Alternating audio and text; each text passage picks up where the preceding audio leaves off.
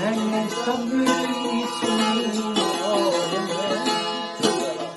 कल ही मुझे एक दोस्त ने यहाँ से जो मेरे पहले क्लास फेलो थे बचपन स्कूल में, कॉलेज तक आए, उसके बाद उन्होंने क्लरिकल लाइन अपनाई, फिर पाकिस्तान छोड़ा, फिर आए यहाँ पर। अब वो पेशे के लिहाज से वो बस ड्राइवर करते हैं, बस ड्राइवर हैं, लेकिन उन्होंने किसी यूट्यूब पे जो एक वकील और एक उसका तजिया निगार, उन्होंने जो बकबक उड़ाई है और वाहियात किस्म के खिलाफ वाक़या और बिल्कुल मबनी पर झूठ, एक वीडियो 25-30 मिनट की रिकॉर्ड की, तो उन्होंने मुझे भेजी। भेजने से पहले उन्होंने सुनी और मज़ीद गुफ्तगू करने से पहले ही उसका ज़ाती तजिया ये था हमारे दोस्त का कि ये तो चाहते हैं कि हम इनके ऊपर बात करें और उसके बाद और कुछ नहीं तो चलो अहमदी 25-30 व्यू आ जाएंगे।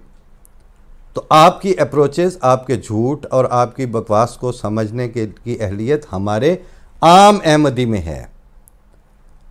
जहाँ कहीं कोई बात होगी वो भेजते हैं, वो कहते हैं कि ये देखें ये क्या होने वाला है, और उसके ऊपर वो अपनी एक राय भी रखते हैं। क्यों राय रखते हैं?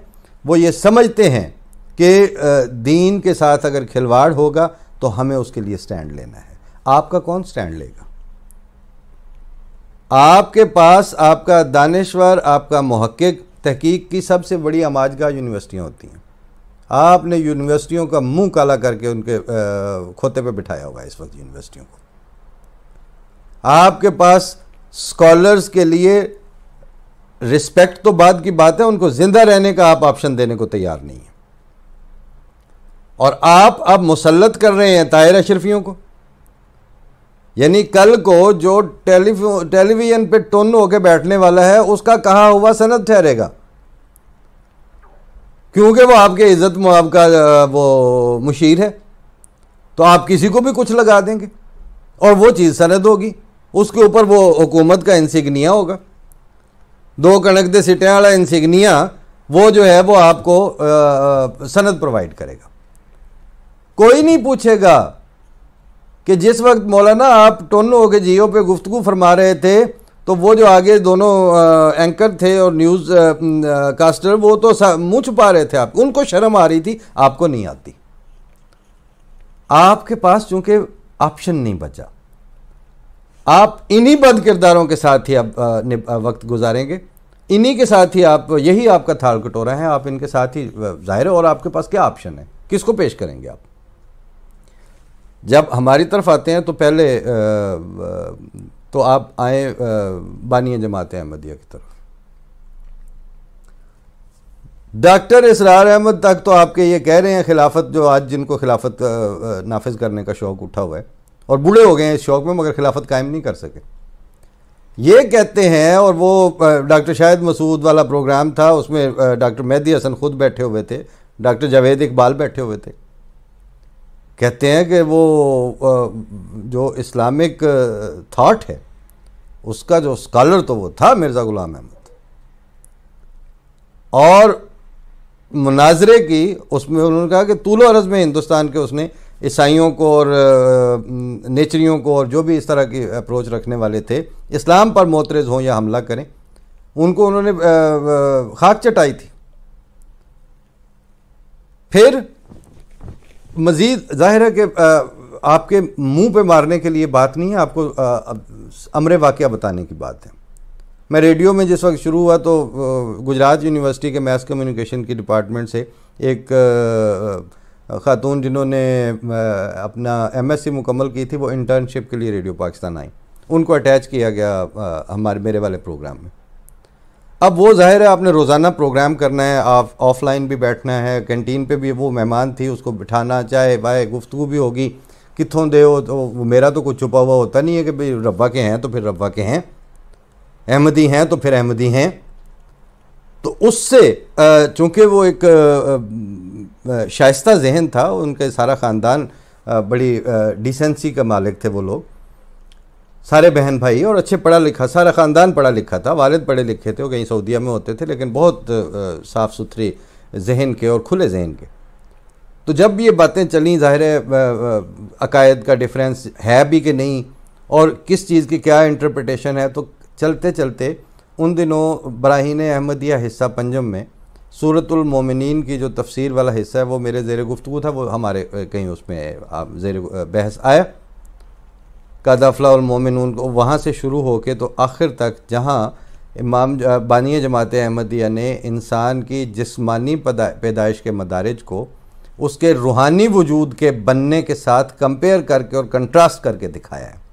और बाकी बातें तो छोड़ें, ख़ुद उसमें उन्होंने ये लिखा है कि ये यानी ख़ुद हज़रत मिर्ज़ा ग़ुलाम अहमद क़ादियानी अलैहिस्सलाम ने ये लिखा है कि ये जो तफसीर मैं इस वक्त बयान की है इसमें सूरतुल मोमिनून की, इससे पहले किसी मुफस्सिर का ज़हन इन मज़ामीन की तरफ मुझसे पहले सबकत नहीं ले गया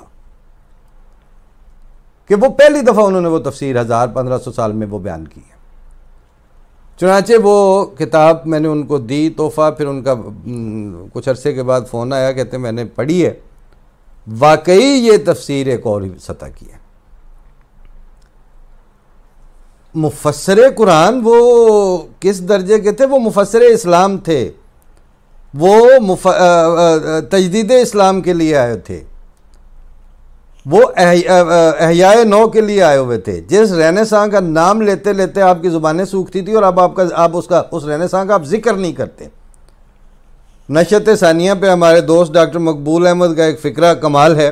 वहाँ कायद-ए-आज़म यूनिवर्सिटी में ही उन्हीं के 2 नंबर हॉस्टल जो था उसमें उन्हीं के कमरे में बहस छिड़ी हुई है और वो सारे स्कॉलर, बाय द वे उनमें से जो उस वक्त सबसे ज़्यादा वो उस वक्त एमफिल कर रहे थे वो आजकल Pakistan historical commission of Pakistan के चेयरमैन हैं।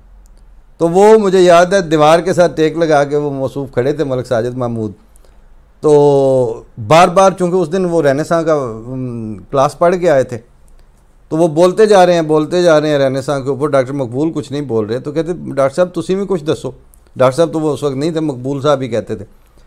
मकबूल साहब ਤੁਹਾਡਾ की इनपुट है? कहते हैं मेरा इनपुट कोई नहीं, अगर ये रेनेसां हो गई, अगर ये नशत सानिया हो गई तो हम झूठे।